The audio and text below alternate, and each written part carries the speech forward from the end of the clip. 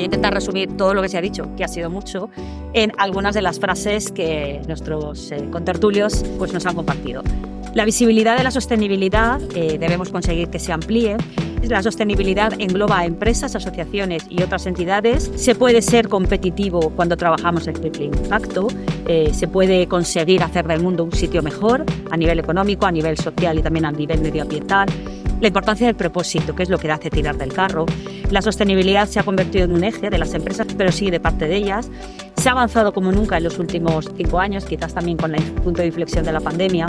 La sostenibilidad también es volver a pensar el papel de la empresa en la sociedad. Se nos han olvidado en estos últimos años algunas cosas y hay un boom también en ver que cada vez más empresas están en esto y que muchas de ellas ya se lo creen.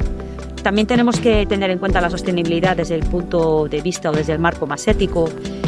Tenemos que también tener cuidado con el greenwashing, lo hemos hablado, hay que trabajar la sostenibilidad desde esa credibilidad. Muchas de las cosas que se hacen, lo decía Ana, venían haciéndose ya, pero con otro enfoque de eficiencia. Se ha cambiado el foco. Necesitamos que las empresas tengan esa estrategia de responsabilidad social y no sean acciones sueltas. Y en todo este proceso la comunicación es fundamental, no podemos olvidarnos de ella. A las empresas precisamente de la economía social nos damos cuenta o hemos decidido aquí que les falta ese empujón de la comunicación, el contar más.